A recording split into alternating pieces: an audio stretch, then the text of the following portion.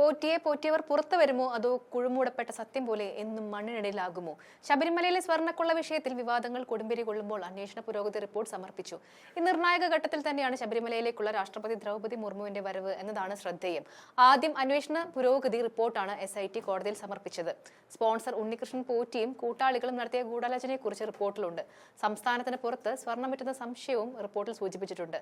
ആദ്യ അന്വേഷണ പുരോഗതി റിപ്പോർട്ടിൽ നിർണായക വിവരങ്ങളുണ്ട്. സ്വർണം എന്ത് ചെയ്തുവെന്നും റിപ്പോർട്ടിലുണ്ട്. ബോർഡ് അംഗങ്ങൾക്കും ഉദ്യോഗസ്ഥർക്കുമെതിരെ ഉണ്ണികൃഷ്ണൻ പോറ്റി നടത്തിയ വെളിപ്പെടുത്തലുകളുടെ വിശദാംശങ്ങൾ റിപ്പോർട്ടിലുണ്ട്. രണ്ടിലും ഒന്നാം പ്രതി ഉണ്ണികൃഷ്ണൻ പോറ്റിയാണ്. ഈ കേസിലെ 8ാം പ്രതി 2019 ദേവസ്വം ബോർഡ് ഭരണസമിതിയാണ്. ഇന്നലെയും ഇന്നുമായി നിരവധി പേരെ SIT ചോദ്യം ചെയ്യാൻ വിളിപ്പിച്ചിരുന്നു. മറ്റ് സ്പോൺസർമാരെയും വിളിച്ചു വരുത്തി ചോദ്യം ചെയ്തെന്ന വിവരവും പുറത്തു വരുന്നുണ്ട്. മഹസറിൽ ഒപ്പിട്ട R രമേശ് അടക്കമുള്ളവരെയാണ് അന്വേഷണ സംഘം ചോദ്യം ചെയ്തത്. ഉണ്ണികൃഷ്ണൻ പോറ്റിയുടെ സുഹൃത്ത് അനന്തസുബ്രഹ്മണ്യത്തെ 2ാം ദിനവും ചോദ്യം ചെയ്തു.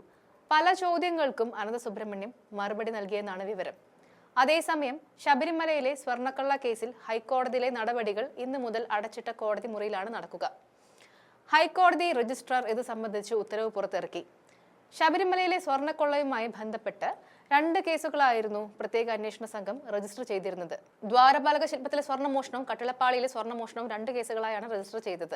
2019 ജൂലൈ 19 സ്വർണം പൂശാൻ എന്ന പേരിൽ ദ്വാരപാലക ശില്പങ്ങളിലെ 12 പാളികളും തെക്കും വടക്കും പൊതിഞ്ഞ 2 സ്വർണ്ണ തകിടുകളും പോറ്റിയുടെ സുഹൃത്തെന്ന പേരിൽ അനന്തസുബ്രഹ്മണ്യമാണ് ശബരിമലയിൽ നിന്ന് കൊണ്ടുപോയത്. എന്നാൽ പാളികളിൽ സ്വർണം പൂശാനായി ചെന്നൈയിലെ സ്മാർട്ട് ക്രിയേഷൻസിൽ എത്തിക്കുന്നതിന് പകരം ഇയാൾ ഹൈദരാബാദുകാരൻ നാഗേഷിനെ ഏൽപ്പിച്ചെന്നാണ് ദേവസ്വം വിജിലൻസിന്റെ കണ്ടെത്തൽ. ശബരിമലയിൽ നിന്ന് അനന്തസുബ്രഹ്മണ്യം ഏറ്റുവാങ്ങിയ പാളികളുടെ ഭാരം 42.8 കിലോയാണ്. എന്നാൽ നാഗേഷ് സ്മാർട്ട് ക്രിയേഷൻസിൽ എത്തിച്ചത് 38.2 കിലോയുടെ പാളികളാണ്. രാവിലെ പ്രത്യേക മുറിയിൽ ചോദ്യം ചെയ്ത ശേഷം പോറ്റിക്കൊപ്പം ഇരുത്തി അനന്തസുബ്രഹ്മണ്യത്തെ ചോദ്യം ചെയ്തു. ദ്വാരപാലക ശില്പത്തിലെ സ്വർണ്ണമോഷണത്തിൽ ഉണ്ണികൃഷ്ണൻ പോറ്റിക്ക് പുറമെ 9 പേരെയാണ് പ്രതി ചേർത്തത്.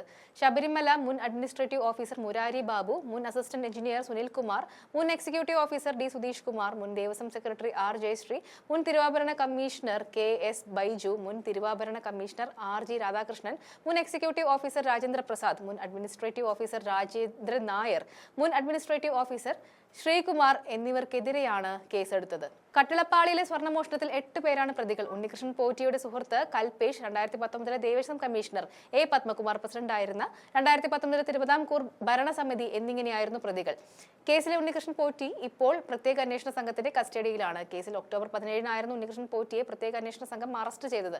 10 മണിക്കൂറോളം നീണ്ട വിശദമായ ചോദ്യം ചെയ്യലിനു ശേഷമാണ് ഉണ്ണികൃഷ്ണൻ പോറ്റിയുടെ അറസ്റ്റ് രേഖപ്പെടുത്തിയത്. അതേസമയം 4 ദിവസത്തെ സന്ദർശനത്തിനായി രാഷ്ട്രപതി ദ്രൗപദി മുർമു കേരളത്തിൽ എത്തി. രാഷ്ട്രപതിയുടെ വരവിനോട് അനുബന്ധിച്ച് കനത്ത സുരക്ഷയാണ് ഏർപ്പെടുത്തിയിരിക്കുന്നത്. വിവാദങ്ങൾ കെട്ടടങ്ങാതെയുള്ള ഈ വരവ് അത് മുഖ്യന്റെ മുട്ടുറപ്പിക്കുകയാണ്. എന്തായാലും റിപ്പോർട്ടിനായി കാത്തിരിക്കാം.